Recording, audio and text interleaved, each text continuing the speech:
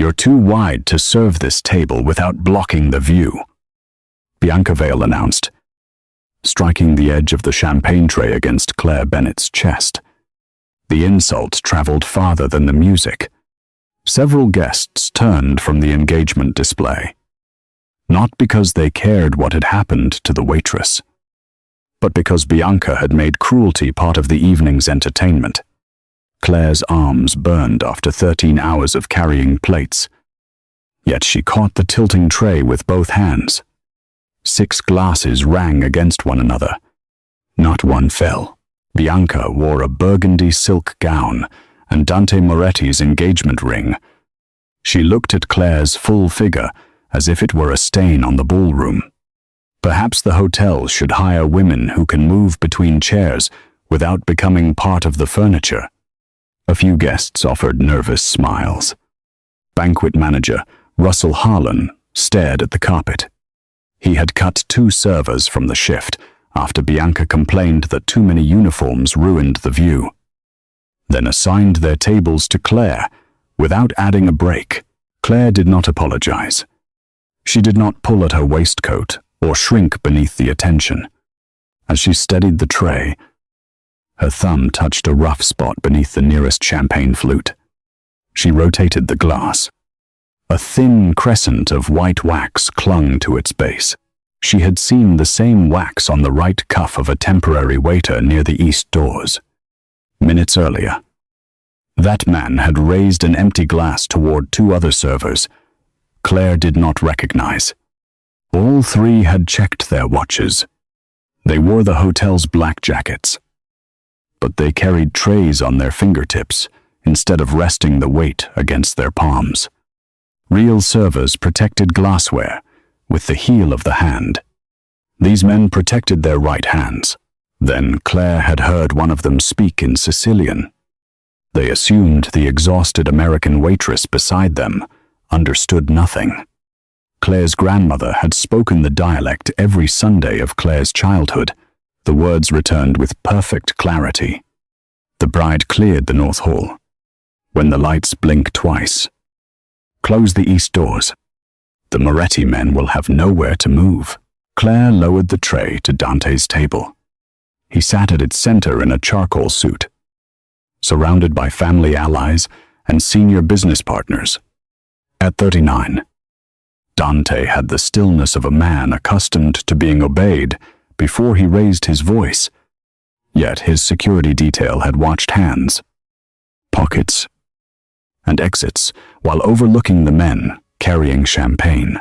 Claire tore one sheet from her order pad and wrote, "Beneath the tablecloth, she sold you out. They're in position." She folded the note once and slid it beneath Dante's fingers. Bianca reached for her jeweled purse. Dante read the note, seized Bianca's wrist, and stopped her hand an inch from the clasp. "Lock every door. Nobody touches the waitress. Marco Rinaldi." Dante's security chief reacted instantly. 2 guards crossed the main entrances. Another reached the service corridor before the 3 false waiters could abandon their trays. One imposter tried to turn toward the east doors, but Marco drove him against the wall. His stolen jacket opened, exposing a shoulder holster. Confusion rolled across the tables. Claire remained beside Dante with the marked glass in her hand. Bianca pulled against his grip. "You are humiliating me over a note from a woman desperate to feel important." Claire placed the flute upside down on a white napkin, making the wax visible. That was their signal. The man by the east doors marked his glass, and the other 2 checked their watches when they saw it. "They said in Sicilian that you cleared the north hall for them." Bianca's face remained composed, but her eyes moved toward the purse Dante had prevented her from opening. Marco secured it. Inside lay lipstick, a compact mirror, an engagement speech, and a hotel seating plan folded beneath a second phone. Bianca claimed every hostess carried a seating chart. Claire lifted the bread plate Bianca had used moments earlier and found another copy beneath it. 3 exits were crossed out in blue ink. A circle surrounded Dante's chair, beside the ballroom loading entrance. Someone had written, "Move his car after the second signal." Dante recognized Bianca's handwriting, the long downward slash through every letter T. "You mapped my security. I corrected the seating." She answered, "Harlan can confirm it." The manager stepped forward too quickly. "Ms. Vale changed only guest placement." Claire studied him. A damp line darkened his collar, though the ballroom remained cool. He held his order pad against his chest, with the removed top sheet facing inward. The replacement sedan arrived late this afternoon. Claire said. 2 drivers argued about it in the loading office while I served coffee. One of those false waiters asked which car would take Mr. Moretti home. When I said I didn't know, he told the other man, the white one would burn just as well. Marco spoke into his radio. His team reached the garage within 2 minutes. The response stripped the last warmth from Dante's expression. The white sedan's fuel line had been cut and wired to the ignition. Bianca laughed once. Convenient. The waitress hears everything, understands a foreign language, and now remembers a perfect threat. Ask what she wants. Her gaze traveled deliberately over Claire's body. Women like her spend their lives watching other people celebrate. Of course, she wants to ruin my engagement. Several guests looked away. Harlan said nothing. Dante released Bianca only after a female guard secured her hands behind her back. Then he faced Claire, expecting perhaps that she would demand justice or offer gratitude. Claire removed her apron. She folded it once and placed it beside Bianca's engagement ring. "I don't want your money," she said, "and I won't stay where my body is treated as public entertainment." She collected her inexpensive wool coat from the service station. Dante stepped into her path but left enough room for her to pass. "You are not my prisoner," he said. "Someone inside this hotel knows you understood those men. Walking into the employee alley alone gives them the easiest target in the building. I have my own car. We're employee level. Space 42. Marco checked the parking system. Claire watched his expression change. Her car had left the garage 19 minutes earlier. Claire did not ask Dante what to do. She pulled out her phone, opened the parking application, and examined the recorded exit. Her 12-year-old gray sedan had passed through the north gate using a management override. The car carried no tracking service and little resale value. Whoever took it wanted its registration, not its engine. "Harlan has override access," she said. The banquet manager backed toward the kitchen. Marco's guards stopped him before he reached the doors. "I validate parking for staff and guests. That does not mean I stole her vehicle." Claire crossed the ballroom and held out her hand. "Your order pad." Harlan pressed it tighter against his jacket. Dante removed it and gave it to Claire without opening the pages himself. She appreciated that small decision. The evidence belonged first to the person who understood it. Claire flipped past tonight's drink orders. Hotel pads made carbon copies. But Harlan had removed the first 3 pages. Waitresses learned to recover missing orders when a customer disputed a charge. A hurried pen left grooves on the sheet below it. Claire laid the pad flat, took a pencil from the host stand, and rubbed the side of the graphite across the paper. Indented words emerged. "Move gray, sedan. Space 42. US Northgate." The guests nearest the table could read the instruction. Harlan's shoulders dropped. "Ms. Vale told me the car belonged to an employee she planned to dismiss. She said it had to be gone before dinner ended." Bianca lifted her chin. He is blaming me because he fears Dante. Claire examined the seating plan again. 3 exits were crossed out. But the north service gate remained untouched. Her stolen car had been sent through that exact route. A terrible simplicity joined the pieces. The attackers needed witnesses to remember me leaving angry. She said, "That was why Bianca insulted me before the whole ballroom. If the attack succeeded, Mr. Moretti died. If it failed, my car carried someone or something away." And everyone described the fat waitress who had just been publicly humiliated. Bianca's mouth flattened at the word Claire had reclaimed without surrendering to it. Dante looked at the folded apron. The exposed order pad message. And the woman he had planned to marry in 11 days. "You chose Claire because no one here knew her name. I chose no one. My name is Claire Bennett." Claire said, "I have served your private dinners for 8 months. You ask for hot water with lemon every Tuesday. You learned my name tonight because you needed it attached to a crime." The words were not a defense. They were an invoice. Marco received a traffic camera image of Claire's sedan, heading north. The driver wore a baseball cap, and the angle concealed his face. Dante asked what lay along the route. "The Moretti shipping warehouse." Claire answered, "I served its supervisors last month. They wore company badges and complained about the drive. The false waiters said tonight's attack would pull your soldiers away from the docks." Marco frowned. Why would the warehouse admit her car? It wouldn't look dangerous. Claire said, "It belongs to a waitress with no criminal record." And Bianca prepared a ballroom full of witnesses to say, "I had a motive." Dante issued orders to freeze every shipment and close the river gates. When Marco suggested keeping Claire outside operational decisions because she was a civilian, Dante answered in front of his senior men, "She heard the plan. We didn't."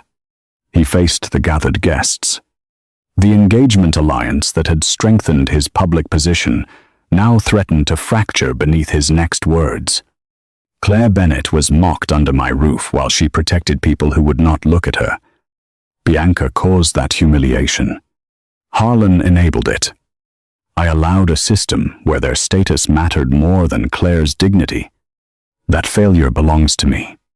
It was a public apology. But Claire did not reward it with forgiveness. Dante had noticed her only after her competence became valuable to him. He asked, "Will you help identify the warehouse target?" Claire considered her alternatives. She had emergency savings, a sister who would give her a sofa, and enough money on one card to reach another city by morning. She possessed a freedom exit before Dante offered protection. Yet the night workers at the warehouse knew nothing about the plan moving toward them in her car. "I'll help until those workers are safe," she said. "After that, I leave on my terms." Agreed. Dante offered his black overcoat. Claire put on her own worn coat instead. She would accept cooperation, not ownership. Before leaving the service station, Claire checked the reservation book. Bianca had altered the table assignments 3 times. One change placed Claire beside the east doors. Another sent the senior bartender home early. A third removed a private reservation from the top floor. Claire angled the page beneath the chandelier. Pressure marks remained where the line had been erased. The missing reservation carried Dante Moretti's name. 2 guests. Bridal-Suite. Midnight. 1 bottle of Dante's private bourbon. "Did you arrange a meeting upstairs?" Claire asked. "No." Bianca's attention shifted toward the elevators before she could stop herself. The nearest elevator descended from the 6th floor and opened into the lobby. No person stood inside. A silver room service cart occupied the center, draped in white linen. On its top shelf rested Dante's bourbon, 2 glasses, and a covered plate. A white wax crescent marked the handle. Marco stopped his team from approaching until the cart was checked. There was no explosive device beneath the linen. However, guards found a stolen waiter's jacket, a hotel master key, and Dante's monogrammed pocket square. Claire studied the cart from several feet away. The napkin seam faced outward. The bourbon label pointed toward the elevator wall. The glasses stood beside the bottle, where one sudden stop could shatter them. No trained banquet server had arranged it. This cart wasn't sent down to hurt anyone, she said. It was sent down because someone upstairs finished using it. Marco lifted Dante's pocket square. Using it for what? To leave beside a body. Dante looked at Bianca. She said nothing. But Claire saw recognition arrive before fear covered it. Claire touched the white wax on the handle with the corner of a clean napkin. The ballroom attackers used the mark as confirmation. The false reservation, the stolen key, and the pocket square led to the Bridal-Suite. But whoever sent the cart down had changed the schedule 8 minutes early after learning the first attackers were captured. If we take the guest elevator, Claire said, they'll be waiting at the doors. She pointed toward the narrow stairwell used by employees carrying trays during elevator failures. The service stairs open beside the 6th floor linen room. They expect armed men in the hallway. They won't expect the waitress they already decided was invisible. The service stairwell smelled of detergent, old paint, and heat rising from the kitchens.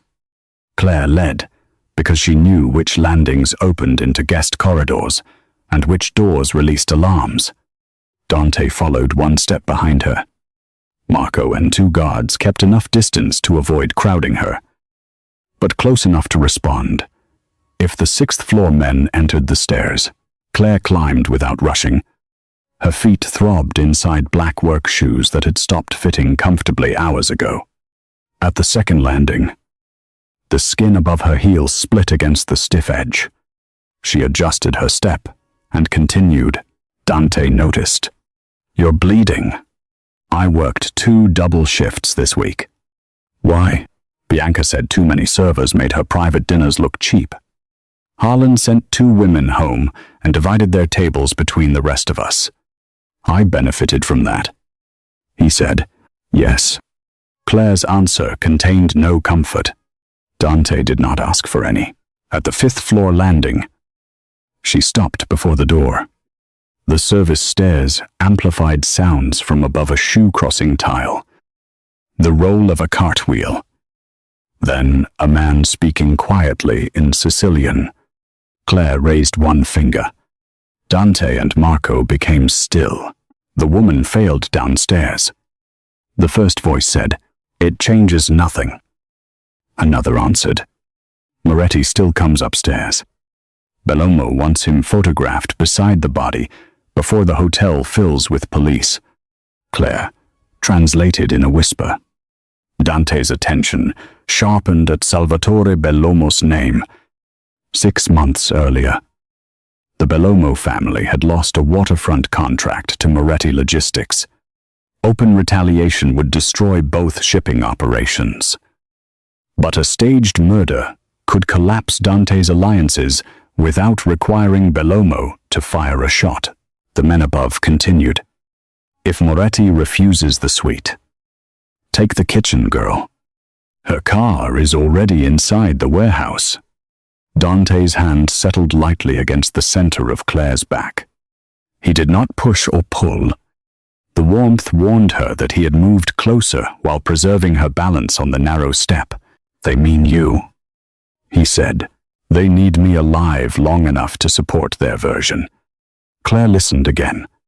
The humiliated waitress leaves angry, drives to the warehouse, and helps arrange whatever they plan to find there. Then she lures you upstairs. Marco studied the service door. "We take them now. If they hear armed men, They may destroy what they staged, Claire said, or harm whoever is inside the suite. Dante's first instinct was visible in the way he positioned his body between Claire and the door. Yet he asked, "What do you propose?" I pushed the cart back upstairs. They saw the wax mark, so they'll think their service signal still works. The elevator remains unlocked behind me. Your men wait one turn below. If anyone moves toward me, I release the cart and step backward into the car. Marco rejected it. You are not trained for this. I'm trained to approach rooms where strangers are waiting and keep my hands visible while I enter. That is the only reason they may open the door. You are also the person they intend to frame, Dante said, which makes me expected. Claire met his eyes. I keep the elevator. I choose when the exchange ends. Your guards do the rest. Dante considered the plan rather than issuing a reflexive refusal. The instant you step back, we move. You do not need permission to abort. He removed the master key from the cart and placed it in her palm. His fingers closed briefly around hers. Warm and firm. The contact lasted only long enough to make the agreement physical. Your exit remains yours, he said. The 6th floor service door opened beside the linen room. Claire rolled the cart into the hallway. A man in a stolen waiter's jacket appeared near the Bridal-Suite. His eyes checked the white wax on the handle before they checked her face. Problem downstairs? He asked in English. Claire lowered her gaze the way Harlan demanded whenever important guests complained. The bride sent the bourbon back. The man relaxed. He knocked twice, paused, then once. A second conspirator opened the suite. Claire caught the sense of bourbon, furniture, polish, and something medicinal.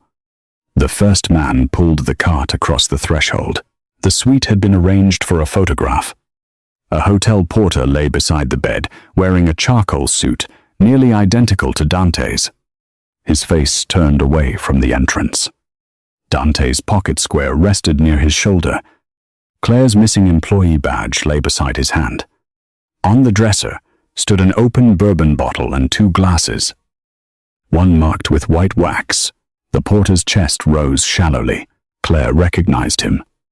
Mr. Alvarez worked the overnight desk and brought coffee to servers after long weddings.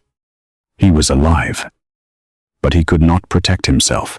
The false waiter reached for Claire's upper arm. She did not fight him.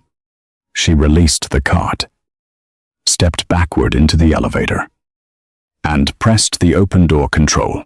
Dante came through the service door before the man's fingers touched her.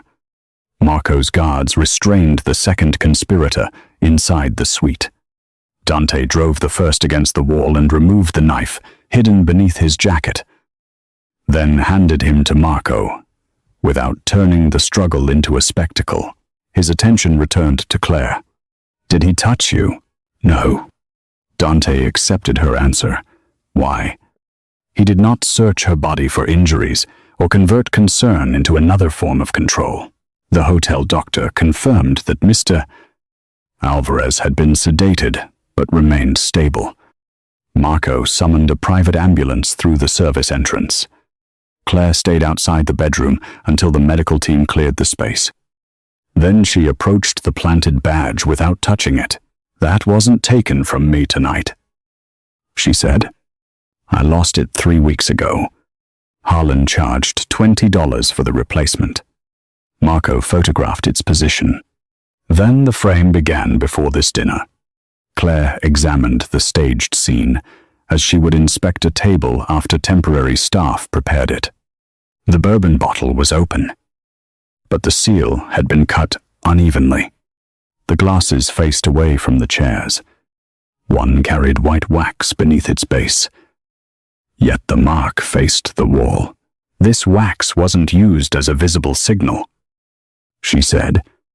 At the ballroom, the crescent faced the men who needed to see it.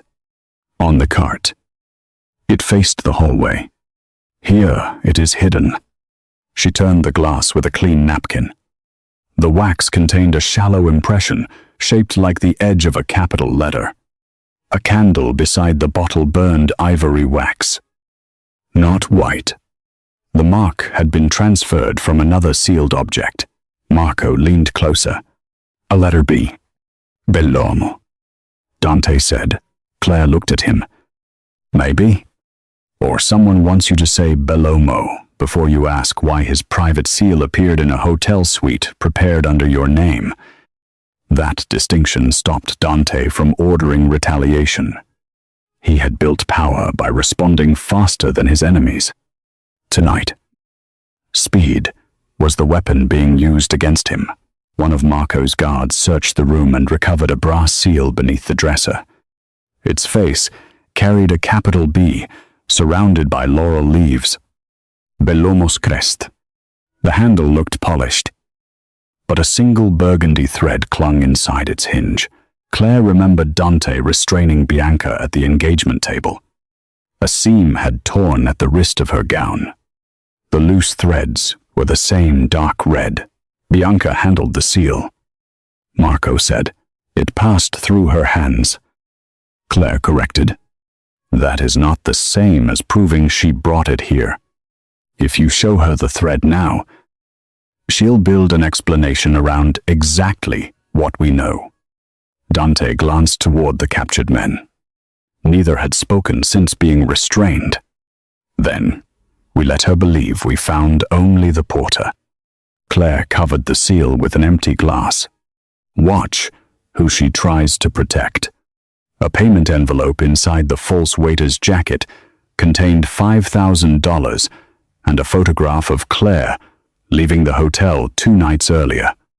The picture showed her carrying a grocery bag toward her car. A date had been written across the back, followed by 3 words, "No family escort." Dante read them. "Who is in your family?" "My younger sister, Lily. She's 24. Where is she tonight?" "Working the overnight pharmacy shift on Mason Avenue." Dante reached for his phone. Claire caught his wrist. The movement surprised both of them. But she did not release him until he looked at her. "Don't call the pharmacy. If they are watching Lily." A Moretti call confirms. "We found the photograph. Send someone who can enter as a customer. Look at the street and leave without approaching her." Dante turned to Marco. 2 plainclothes guards. No Moretti vehicles. No visible weapons. And no contact unless Claire's sister is in danger. Marco issued the instruction. Dante looked down at Claire's hand around his wrist. She released him. Yet the warmth remained in her palm. He had spent years surrounded by people who obeyed his first reaction. Claire required him to control his power before she trusted its protection. "You were right to stop me," he said. "Being obeyed quickly isn't the same as being right." "I'm beginning to understand that." Marco received the report from Mason Avenue. Lily was safe behind the pharmacy counter. A man had been sitting in a parked van across the street. He drove away before the plainclothes guards turned onto the block. He was warned. Claire said, only a limited group knew protection had left the hotel. Marco. Dante. The guards assigned to the suite. And whoever monitored Moretti's private security channel. Bianca remained confined in a hotel office with no visible phone. The imprisoned attackers had been searched. The warning came from inside Dante's organization, on their way back to the ballroom. Claire passed the office where Bianca was held. She heard Bianca arguing through the door. "You cannot keep me here without Dante's permission." The guard outside answered. The order came from Dante. Bianca lowered her voice. Another voice replied, from inside the wall. Claire stopped so suddenly. Dante nearly touched her back. She pointed toward a heating vent beside the office. The adjoining room belonged to hotel security. Bianca was speaking through the duct to someone on the other side. The man answered in Sicilian. The waitress saw the seal. Bianca said, "Move the ledger before Moretti reaches the docks. The ledger is already in her locker." The man replied. Claire translated beneath her breath. Marco identified the voice before she finished. Victor Halle, Dante's security coordinator of 9 years, had designed the ballroom protection plan and controlled the hotel surveillance room. He knew every route Marco would use to contain an intruder. Marco moved toward the adjoining door. Claire stopped him. "Let Victor finish. If he hears your men enter, he destroys whatever he planted or warns the warehouse." Dante gave Marco a signal to wait. Bianca said, "Make Dante read the first page. He won't need the rest." And the girl Victor asked, "She leaves in her own car before dawn. After that, no one fins her." The connection ended. Marco's guards entered the security office seconds later. But Victor had already escaped through a staff corridor. His abandoned radio lay beside the vent. He had timed the exchange using the same building access he was paid to protect. Claire headed toward the employee locker room. "We need to see what he planted before he returns to move it." "You don't touch the locker," Dante said. "It's mine." That is why Victor chose it. If the evidence harms whoever handles it, Marco inspects it first. Claire considered the boundary. Dante was not claiming authority over her property. He was naming a specific danger. "I open it. Marco removes anything that doesn't belong." Agreed. The locker room had been emptied during the lockdown. Claire's locker stood at the far end. Numbered 42, the same number as her parking space. Its metal door already hung open. On the shelf sat a black ledger sealed with fresh white wax. Beneath it lay $30,000 in cash and a copy of the Moretti warehouse schedule. Claire stopped 3 feet away. "None of that belongs to me." Marco photographed the position before lifting the ledger into a clear evidence sleeve. The first page listed payments beside Claire's name. Every date matched a private dinner she had served. The final line read, "Hotel access and Moretti route 50,000. Signatures at the bottom resembled hers. Harlan made us sign the gratuity sheets after every private event. Claire said, "Someone copied them." The false evidence was persuasive because it contained true pieces, real work dates, a real signature, a stolen car, and the badge she had genuinely lost. Victor did not invent Claire's life. He rearranged it into betrayal. Dante stared at the organized page. His father had died after a trusted driver sold a route for cash. Since then, Dante believed written evidence more readily than instinct, and control more readily than uncertainty, until we verify this. He said, "Claire remains under protection." 2 guards moved between her and the exit. Claire looked from them to Dante. "Protection with permission to leave." He hesitated. The pause lasted only a moment. But Bianca had designed the first page for that exact moment. Claire removed the replacement name tag from her blouse and placed it on the planted money. "She needed 1 page to make you forget who saved your life tonight," she said, "and she understood you well enough to know it would work." Claire spent the next 43 minutes in the employee break room with a female guard outside the door. No one restrained her or took her phone. But the locked exit delivered the same conclusion as handcuffs. Dante believed her freedom mattered only while it cost him nothing. In the locker room, Dante studied the forged ledger, while Marco searched for Victor. The first page offered everything. Dante's oldest fear, expected dates, money, and Claire's familiar signature. His father had died after a trusted driver sold a private route. Since then, Dante treated documents as safer than testimony, and confinement as safer than uncertainty. Victor and Bianca had not needed to make him foolish. They only needed to make him predictable. He turned the page again. One entry claimed Claire received $10,000 after a private dinner on April 18th. Dante remembered that date because Bianca cancelled the event after her father reported chest pain. No guests arrived, and no route was discussed. Check Claire's schedule, he told Marco. The hotel record showed Harlan sent her home before sunset. The first contradiction broke the ledger's timeline. The second appeared in the cash. Every bundle carried fresh Moretti bank straps. A real informant payment would have been stripped of anything connecting it to Dante. Victor wanted the money traced easily because the bundles had been prepared for discovery, not secrecy. The third contradiction lay in the white wax. The attackers used the crescent during live operations beneath the glass, across the cart handle, and beside the staged suite. Yet the ledger supposedly recorded months of hidden payments while its wax remained clean, unbroken, and soft enough to hold Marco's glove print through the evidence sleeve. Victor sealed it tonight, Dante said. Claire had stood in the ballroom beneath dozens of witnesses when the wax was applied. The proof did not merely fail to condemn her. It placed the forger inside the employee corridor during the attack. Unlock her door. Dante entered alone and left the door open behind him. Claire stood beside the table, wearing her coat, purse over one shoulder, her rideshare confirmation visible on the phone. You're free to go, he said.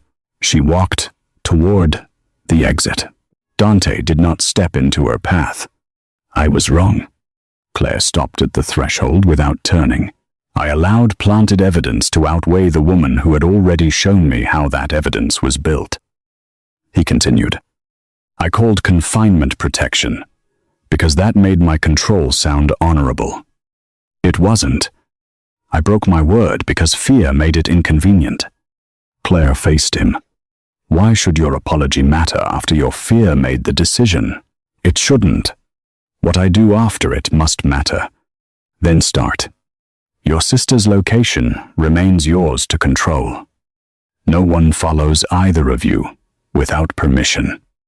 Every person who watched me restrict you will hear me admit I had no right. And if you leave now, my guards protect the route you choose without reporting it to me. He offered no explanation about his father and asked for no forgiveness. Claire believed his regret. Trust remained a different matter. She returned to the table and opened the hotel map. Bianca believes the ledger worked. Yes. Then, let her continue believing it. Dante expected her to leave. Instead, she placed one finger on the private warehouse entrance. I will help until the workers are safe. Under new terms. I won't enter as your captive. I carry no weapon. My sister stays outside your organization. If I call an abort, no one debates me. Agreed. At the end, I explain my own evidence. You don't translate my work into language your men respect. You will have the floor. Claire chose Sofia Reyes as her driver, a female transport officer who had spotted the watcher outside Lily's pharmacy before the rest of the team. Sofia had joined Moretti Corporate Security 2 years earlier and had no connection to Victor's original unit. That distance mattered more than rank. Marco's team recovered Claire's sedan beneath a railway overpass. The driver escaped through a maintenance tunnel, but he left 6 stolen security jackets and a case of white candles inside the trunk. Claire proposed replacing the compromised wax signal with blue ribbon. Real guards would receive the new marker through a restricted channel. Anyone still displaying white wax identified himself before they left. Dante returned the hotel master key Claire had used to preserve her exit upstairs. Keep it until this is over." Their fingers touched. Claire felt the old scar across his palm and the restraint in the way he released her first. "Do not mistake this for forgiveness," she said. "I won't." Sophia drove Claire's recovered sedan toward the waterfront, while Dante and Marco followed 2 blocks behind in an unmarked vehicle. Claire left half the white wax smear on the steering wheel, so the car still appeared to belong to the conspiracy's driver. She refused an earpiece that could expose the plan during a search. Instead, Sophia opened a hands-free call through the dashboard, and Claire kept control of the button that could end it. The warehouse rose beside the river, beneath hard white industrial lights. 5 loading bays faced the road. A private metal gate opened before the sedan reached it. Victor Hale stood inside, wearing a blue ribbon on his lapel. Claire understood the failure immediately. Marco had changed the signal less than 20 minutes earlier. Victor's access to the private channel remained active, which meant every route and response Dante issued could reach him. The gate began descending behind the sedan. "Abort," Claire said. Sophia reversed before the barrier struck the pavement. A delivery truck shot from behind, stacked containers and blocked the exit. 2 warehouse vehicles boxed them from the front. Sophia turned sharply, avoiding the truck's bumper. But there was no open lane. Victor approached the passenger side without drawing a weapon. He held up Harlan's stolen order pad. Across the top sheet appeared Claire's handwriting. "Dante Moretti killed the porter. I can prove it. Your boss made one mistake," Victor said through the glass. He believed tonight was about killing him. It was always about making his workers choose you over him. Claire remained inside the locked car and studied the men driving the warehouse vehicles. They wore Moretti logistics jackets, but their uncertainty was obvious. Victor had recruited authority, not loyalty. Most were ordinary employees, following the senior officer responsible for their safety. His blue ribbon looked different from theirs. Marco's rushed instruction produced strips tied around wrists, belt loops, and collars. Victor's ribbon had been folded into a perfect flat loop and secured by a silver pin. It had been prepared before Marco changed the signal. Claire lowered the window 2 inches. "If Dante sent you to collect me, what did he promise me at the hotel?" Victor answered without hesitation. "Protection." Wrong. Dante promised control of her exit. Victor possessed operational intelligence, but not the private terms that rebuilt their alliance. Claire pressed the dashboard button. "Dante. Victor is the inside contact. He can hear orders, but not agreements made off-channel." Dante's voice filled the sedan. "We heard him." Victor stepped back. He raised the forged note toward the workers. "This woman used her own car to enter our private gate. She planted evidence against the Moretti family and accused Dante of killing an innocent porter." Claire addressed the nearest driver. Victor took that pad from Harlan. "Read the page beneath his message." The driver looked between them, rub a pencil across it. Claire continued. "The pressure marks will show what Victor wrote before he forged my note." Victor tore the pad in half. The workers saw him destroy the test. One driver moved his vehicle. The second followed, clearing a narrow exit behind Sophia. Claire had not defeated Victor by force. She gave ordinary people a visible choice and allowed his response to expose him. Dante's convoy entered through the opening. Marco's team surrounded Victor before he could reach inside his coat. Dante remained near his vehicle rather than taking Claire's place in front of the workers. Claire stepped out. Only after Sophia confirmed the lane remained clear. She pointed toward Victor's lapel. His blue marker existed before Marco issued the change. "Check the silver pin." Agent Rivera, a federal liaison summoned after the hotel attack. removed the ribbon while wearing gloves. White wax coated the underside of its pin. The same proof connected Victor to the false waiters. The elevator cart, the staged body, and Claire's forged ledger. Victor looked toward Dante. "You trust a waitress over the man who guarded you for 9 years." Dante's answer carried no triumph. "I trust the evidence she gave you every chance to disprove." Marco secured Victor's hands.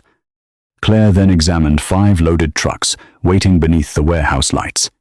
4 sat low on their suspensions.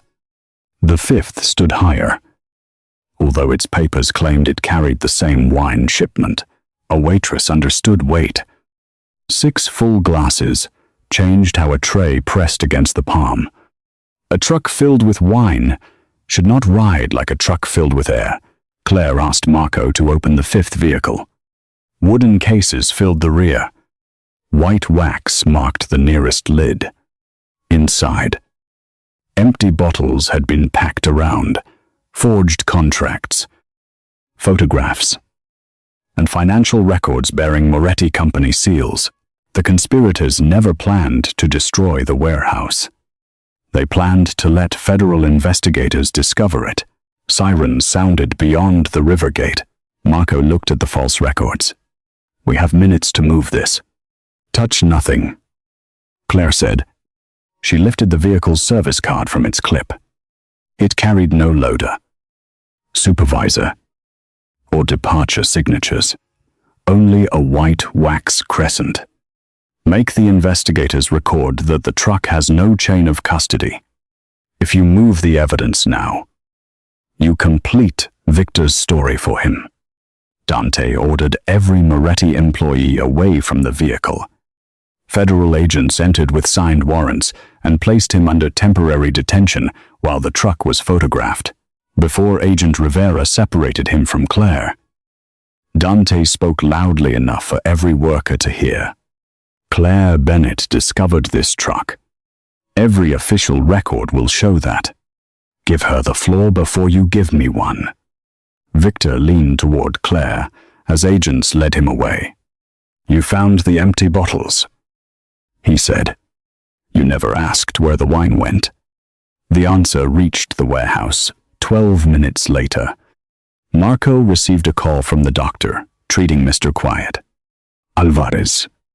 The porter had awakened long enough to remember delivering 6 cases of private label Moretti wine to the engagement ballroom. A woman wearing a burgundy gown signed the receipt and instructed him to leave the cases with her personal sommelier. Bianca had not sent the real wine to the warehouse. She had served it to Dante's most important allies. Claire remembered every table because she had carried glasses among them for hours. Gold-bordered labels went to shipping leaders. Silver-bordered labels went to restaurant partners.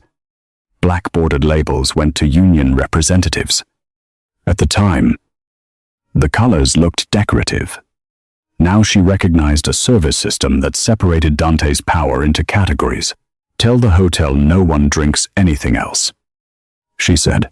Marco called the ballroom. A guard Claire did not recognize answered. "The guests were cleared 10 minutes ago." "On whose order?" "Mr. Moretti's." Dante had issued no such command. Victor had used the private security channel to send the allies into hallways, elevators, and private cars, where each could be contacted alone. "The wine wasn't poison," Claire said. "If all the leaders became sick together." Bianca exposed herself. She needed them awake, frightened, and able to act. Agent Rivera listened while technicians photographed the truck.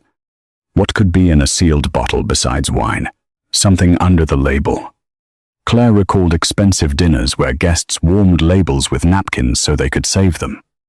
Bring one unopened bottle from the truck cab and heat the glass carefully. Rivera allowed a technician to perform the test. The adhesive loosened. Beneath the gold-bordered label lay a thin strip of paper. "Dante sold the North Docks. Your family is next." Other colors concealed different messages. One claimed Dante planned to dissolve the restaurant alliance. Another accused him of reporting union accounts to federal authorities. Each lie targeted the fear of the person assigned to receive it.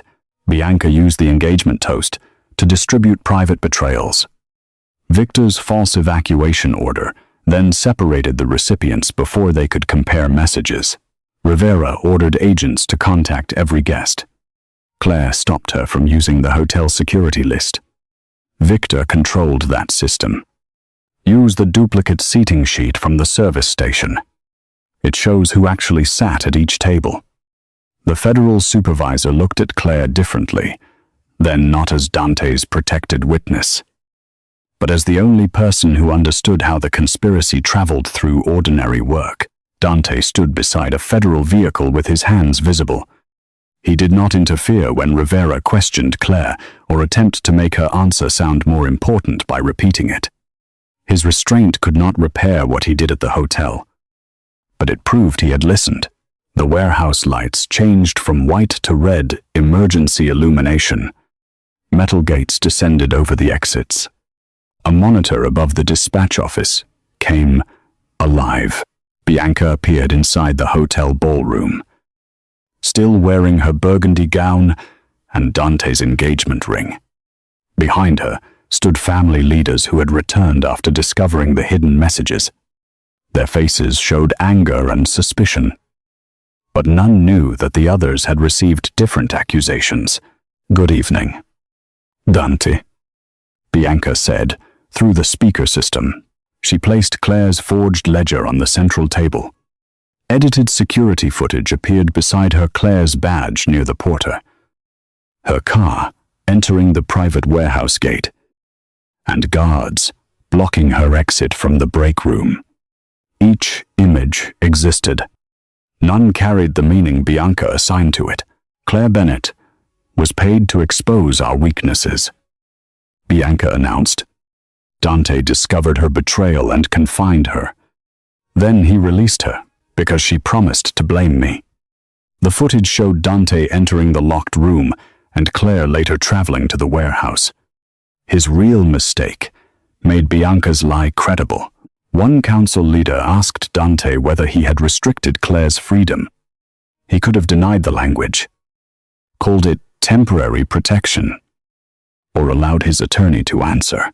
"Yes," Dante said. "I was wrong." Bianca used the admission immediately. He endangered every Moretti business for a waitress he met tonight. He is no longer capable of leading this alliance. An emergency council resolution waited on the ballroom table. If a majority signed before 1 o'clock, Dante would lose control of the Moretti companies until the federal investigation ended. The warehouse clock read 12:43. 17 minutes remained. Victor watched Claire from federal custody. Save Dante's name, and the council learns he imprisoned an innocent woman. Save your own, and you prove he knew you were guilty. Claire refused the choice, because Victor designed both answers to benefit him. The evidence did not require Dante to be innocent of harming her. It required the conspiracy to be separated from his mistake.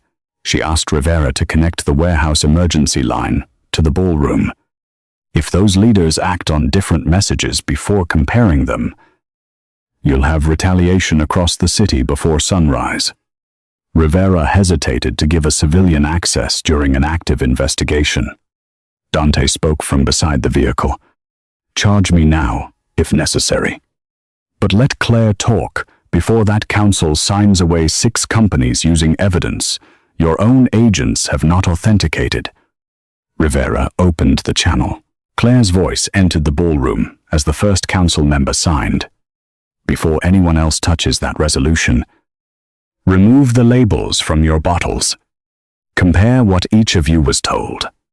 Bianca lifted a gold-bordered bottle and smashed it against the marble floor. "Burn every service record." On the monitor behind her, flames rose inside the hotel kitchen. Claire did not panic. Bianca believed banquet instructions existed in one place because she had never performed the labor required to deliver them. Every large event created 3 records: a kitchen copy, a service station copy, and an accounting copy used for inventory and gratuities. Evacuate the kitchen through the loading corridor. Claire told the ballroom guard. Do not use the guest elevators. Then bring every waiter's order pad to the council table. Bianca moved toward the monitor controls. But 2 guards blocked her. 3 council members stopped them from detaining her until the evidence became clear. Force could divide the alliance permanently.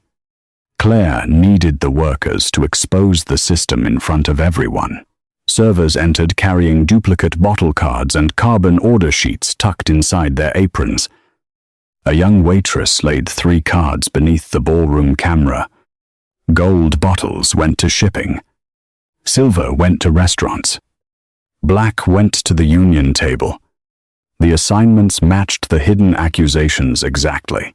Bianca alone controlled final seating. Claire said, Harlan could change staff. Victor could change security. Neither could decide which leader received which message. Bianca held up the ledger, and Claire alone handled the marked glass. Entered the staged suite, and discovered the truck. Perhaps the wax belongs to her. It was the strongest defense available.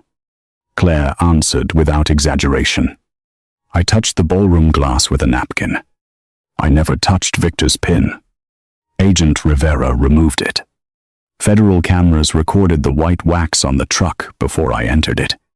And I was locked in the break room when Victor sealed the ledger. Dante's wrongful confinement became a contradiction that cleared her. Claire asked Marco to place the marked glass, Victor's silver pin, and the ledger beneath separate cameras. The same pure white wax appeared on all 3. The Ivory Hotel candles did not match it. The conspirators had carried their own supply. Victor attempted to speak over the channel. A repeated mark proves a setup. Not who directed it. Correct. Claire said. That is why we follow who controlled the tables. She explained the chain in simple steps. The false waiters used the wax to recognize one another. The staged cart carried it so staff would move it without question. The ledger carried it because Victor wanted Dante to associate Claire with the attackers. The empty cases carried it because selected men needed to identify the false evidence shipment. Every use depended on invisible workers carrying an object without being asked what it meant. One council member peeled back his gold label and found the lie about the North Docks. Another removed a silver label and discovered a different accusation. Suspicion shifted away from Dante and toward the woman who arranged their seats. Bianca reached for her jeweled purse. A female guard secured it first. Inside lay a second phone and a flattened stick of white sealing wax. The first council member tore his signature from the resolution. For one moment, Bianca's defeat seemed complete. Then the ballroom monitor split into 4 security feeds. Trucks moved simultaneously toward Moretti restaurant warehouses, union offices, and the North Docks. Each carried a gold, silver, or black label across its windshield. Victor had prepared a contingency. If the council failed to remove Dante, forged evidence would be delivered to every branch of his alliance before federal agents could stop it. Rivera checked the dispatch clock. All 4 vehicles left before we entered the warehouse. We don't have their routes. Bianca recovered her composure. You proved I sent messages. You did not prove those trucks belong to me. Sign the resolution. Or spend the morning explaining why Dante's contraband reached your businesses. The council members looked again toward the document. The clock changed to 12:52. 8 minutes remained. Claire studied the colored windshield labels. Gold, silver, and black. Bianca believed the colors divided the alliance. But the hotel's banquet records contained one more detail Bianca had overlooked. Every colored wine shipment had been delivered by the same service driver, and his signed route remained on the accounting copy outside the burning kitchen. Claire turned to Agent Rivera. "Get me the gratuity packet from the hotel accounting office. The drivers were tipped in cash. The route receipts will be inside." Rivera sent the order. But the ballroom feed showed Bianca lifting a fresh pen. 5 minutes, Bianca said. Then the council chooses. The accounting clerk reached the ballroom with the gratuity packet less than 2 minutes later. Smoke marked one sleeve. But the sealed envelope remained intact. Bianca ordered the guards to take it. They refused. Dante had publicly removed her authority, and the council had not granted her another. Claire asked the clerk to open the packet beneath the camera. Inside were cash distribution sheets, delivery receipts, and one route card signed by Paul Mercer, the temporary driver who brought all 6 wine cases to the hotel. The card listed a return route through 3 Moretti businesses before the truck reached the river road. The 4 vehicles are not using 4 independent routes, Claire said. They are repeating one banquet delivery loop and splitting at the final stop. Stop the first truck, and its dispatch sheet identifies the rest. Rivera sent federal units toward the restaurant warehouse, named on the receipt. Sophia used the delivery times to estimate which vehicle would arrive first. Within 90 seconds, agents intercepted the gold-labeled truck without opening its cargo. Its dashboard carried a dispatch sheet listing the silver, black, and unmarked vehicles. Rivera transmitted the remaining routes to local federal teams. Bianca looked toward the council clock. 2 minutes remained. Those trucks still belong to Moretti companies. Stopping them changes nothing. The route card changes everything. Claire answered. Paul Mercer signed for the wine before my shift began. Victor approved his temporary access.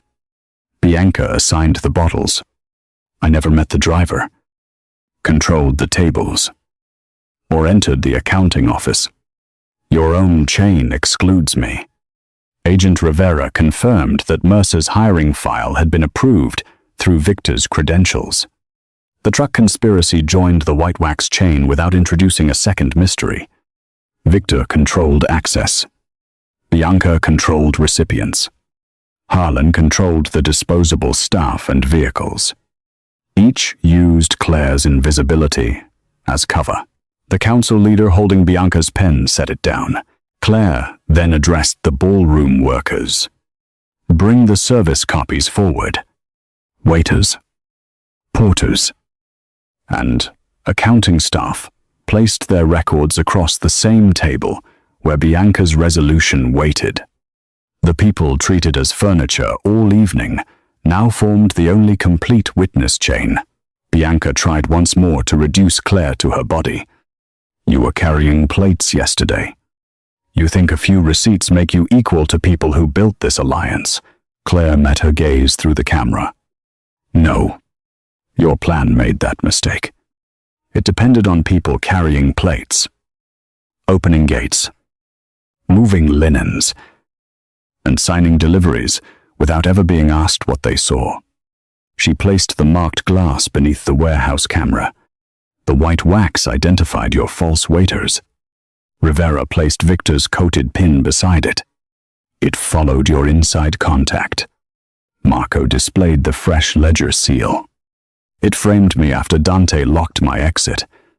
Finally, the federal technician showed the marked wine case, and it carried your false evidence to the warehouse. Claire did not need Bianca to confess. She only needed the council to see the same simple mark evolve from suspicion to connection to conviction. Dante stepped toward the emergency camera. Claire is right about something else. Bianca's lie worked because I made part of it true. I restricted an innocent woman's freedom after promising she controlled her exit. He removed the Moretti signet ring and placed it on the hood of the federal vehicle. Do not preserve my authority because of my name. Here, Claire. Then decide whether I corrected my failure at a cost or hid it to keep this ring. The gesture removed Bianca's claim that Claire protected Dante only to gain his favor. He surrendered the symbol she wanted before asking the council to judge her. The first council member tore his signature from the emergency resolution. Others pushed the document away. The vote failed before the deadline. Rivera received confirmation that all 4 trucks had been stopped. None of the destination businesses touched their cargo. The false records would remain under federal chain of custody and could be compared with the unsigned warehouse service card Claire discovered. Hotel guards detained Bianca. Her purse contained the second phone, white sealing wax, and photographs of every council table. Victor and Harlan entered federal custody for conspiracy, obstruction, evidence tampering, and threats against Claire and Lily. Dante ordered all their credentials frozen, but he made no private threat. Their punishment would be documented before the people they tried to manipulate. Bianca looked at Claire with open hatred. You were nothing until Dante noticed you. Claire's voice remained calm. Dante is alive because I noticed you first. Rivera ended Bianca's access to the channel. Dante's ring remained on the vehicle hood while the council held a second vote. He retained operational authority under independent review. He accepted the condition without negotiation. Then he addressed the ballroom. Claire Bennett saved every person at this dinner. Exposed the threat. My guards missed. Protected the warehouse workers. And proved the truth after I failed her. She owes the Moretti family nothing. We owe her restitution and the freedom to decide whether she ever sees us again. He stepped away from the camera. Claire ended the emergency call herself. 3 weeks later, Claire returned to the hotel wearing a deep teal dress purchased with her own money. It followed her full figure, without hiding it. Lily's silver pendant rested at her throat. Claire entered through the main doors. Not the employee alley. And no manager asked her to lower her eyes. She had not returned as a waitress. After federal agents cleared her name, the hotel offered a settlement for harassment, unpaid labor, the stolen car, and the planted evidence. Claire hired her own attorney, rejected the first offer, and demanded back pay for every server whose shifts Bianca and Harlan had cut. The final agreement created written overtime protection and an independent complaint system. Claire used part of her settlement to purchase a small event service company with 2 former co-workers. They named it Second Table, a reminder that people standing behind the guests often saw the truth first. Dante did not finance it. He offered once. Claire refused. He introduced no secret investor, favorable loan, or Moretti contract. Her freedom could not depend upon his generosity. The hotel ballroom looked different tonight. Porters sat beside executives. Kitchen workers received the same meal as council leaders. Mr. Alvarez attended with his wife. Recovered from the sedative, but still using a cane. Sophia directed the rebuilt security team, while Marco reported through an independent oversight board that included warehouse employees. Dante waited near the stage in a charcoal suit. His signet ring remained absent. The review had removed Victor's loyalists, divided security authority among 3 departments, and created a protected reporting line for service staff. Dante also surrendered the disputed North Dock contract that had made Bellomo an easy scapegoat. None of those acts purchased forgiveness. They proved his apology survived after the danger ended. When Claire entered, Dante did not approach until she nodded. "You came," he said. "You invited every worker Bianca used. They deserved to witness the correction. What do you expect from me?" "Nothing." It was the first answer she trusted without qualification. Dante had requested the meeting through her attorney instead of appearing at her home or business. He sent no jewelry and made no romantic claim before an audience. When he offered his hand, Claire chose to take it. They crossed the ballroom together. His palm rested lightly against hers. The restrained contact awakened an attraction Claire had kept behind more urgent concerns: his warmth, the careful strength of his fingers, and the fact that he released her whenever she changed direction. On stage, Dante addressed the employees first. 3 weeks ago, this hotel rewarded cruelty because wealthy guests were considered more valuable than the people serving them. I benefited from that system. I noticed perfect tables and ignored the exhaustion required to create them. He turned toward Claire but did not pull her forward. I also broke my word to Claire Bennett. I called confinement protection. She taught me that safety without choice is another form of control. Dante announced overtime repayment, worker representation, and the independent complaint process. Then he left the microphone. Claire decides whether she wishes to speak. She joined him by choice. Bianca's conspiracy worked because no one listened to waiters, porters, clerks, drivers, or cleaners. It failed when the people she ignored began listening to one another. Claire invited the service employees and warehouse loaders to stand. Applause began at the back tables and traveled forward. The public recognition belonged to all of them, not merely to the powerful man who finally noticed. After dinner, Dante found Claire on the terrace, overlooking the river. She held the hotel master key he had allowed her to keep. "I came to return this," she said. He closed her fingers around it without taking possession. "Keep it, as a reminder, as proof that every door between us opens from your side too." Claire studied him. "You still speak like a man accustomed to getting what he wants." "I am." "And what do you want?" "You, but not as a reward for repairing damage I caused." He remained an arm's length away. "I want dinner when you choose the place. Arguments I cannot end with an order. A chance to earn trust without asking you to forget why I lost it." Claire honored both her caution and the warmth moving through her. "No engagement promise. No security detail following me. No Moretti money inside second table. Agreed. If your world threatens Lily or my partners, I walk away.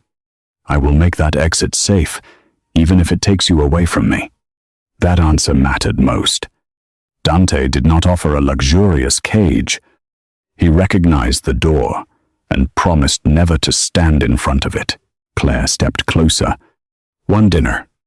His hand rose toward her cheek and stopped. She closed the remaining distance herself. Their first kiss was slow and chosen. Dante's palm settled at her waist without pulling, while Claire rested one hand against his chest. Attraction did not erase his failure or complete their healing. It marked the first decision they made as equals. 6 months later, second table managed the reopening gala at the Moretti Waterfront Hotel. Claire entered through the front doors as co-owner, wearing midnight blue and carrying no tray. Lily managed company accounts while completing pharmacy school. Sophia led a rebuilt security team, and service employees held permanent seats on the Hotel Advisory Council. A council member referred to Claire as Dante Moretti's girlfriend. Dante corrected him. "Claire Bennett saved this alliance and built her own company after we nearly destroyed her life. Our relationship is the least important reason you will respect her." Claire heard him across the ballroom. She approached, and placed the hotel master key in his palm. "I don't need an exit key anymore," she said. Dante searched her face. "Are you certain? I know where every door is." When he offered his hand, Claire did not stand behind him or beside his throne. She drew him forward to stand beside hers.